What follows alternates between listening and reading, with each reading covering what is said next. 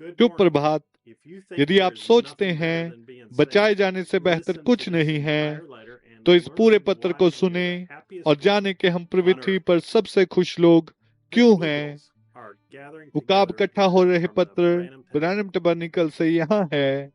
प्रिय पर्दे के पीछे की दुल्हन, मैं आपको बार बार यह क्यों बताता रहता हूँ। बटन को दबाकर चलाना सबसे महत्वपूर्ण काम है जिसे आप कर सकते हैं। मैं पास्टर लोगों को क्यों बताता रहता हूँ, भाई ब्रैनम को वापस अपने पुलपट पर रखें, भाई ब्रैनम को वापस अपने पुलपट पर रखो। यह बस बहुत ही आसान है।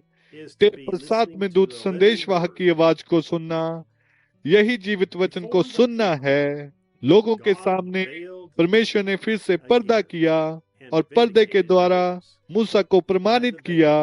स्वयं को उसी अग्नि के पर्दे में करते हुए वही अग्नि का खंभा नीचे आया। तब से लेकर उनमें से जिससे कि वे केवल परमेश्वर के वचन को सुन सकें, जिससे कि वे केवल परमेश्वर का वचन सुन सकें। आपने इसे समझा? केवल वचन, उन्होंने उसकी आवाज को सुना, क्योंकि उनके लिए मूसा जीवित वचन था। एक जीवित सेवक के विषय में बात करें जिस आवाज को हम टेप पर सुन रहे हैं, वह हमारे दिन के जीवित वचन की आवाज है। इससे बढ़कर पूरी तरह से कुछ नहीं मिल सकता। मूसा के दिनों में केवल इज़राइल की संतान जो छावनी में थे उसकी आवाज को सुन सकते थे, लेकिन आज परमेश्वर चाहता है कि दुनिया उसकी आवाज को सुने। इसीलिए उसने इसे टेप पर रिकॉर्ड किया था, जिससे कि उसकी दुल्हन जीवित वचन की आवाज को सुन सके। परमेश्वर ने स्वयं को अपने भविष्यवक्ता में पर्दा किया था ताकि उनसे अपने वचनों को बोले। यही है जो उसने किया था। मूसा लोगों के लिए वो जीवित वचन था जो अग्नि के स्तंभ से पर्दा किए हुए था। यदि आपके पास हमारे दिन के लिए इसका प्रकाशन नहीं है, तो आप यीशु मसीह की दुल्हन नहीं हो सकते। यदि आप ऐसा करते हैं तो आप यीशु मसीह की दुल्हन हैं, और आपको कहना होगा टेप सुनने से अधिक महत्वपूर्ण कुछ भी नहीं है, क्योंकि यह परमेश्वर की आवाज है जो आपसे सीधे सीधे बात कर रही है। बहुत से लोग लोगों को डराने की कोशिश करते हैं और कहते हैं कि हम भविष्यवक्ता को बहुत अधिक आगे रखते हैं, हम उसकी आराधना करते हैं। मेरे मित्रों, इन बातों को उसी ने बोला है, मैंने नहीं। मैं तो सिर्फ वचन का हवाला दे रहा हूँ, जैसा कि ये हर युग में किया गया था। दैविकता मनुष्य के देह में पर्दा थी। ध्यान दें, उसने ऐसा किया।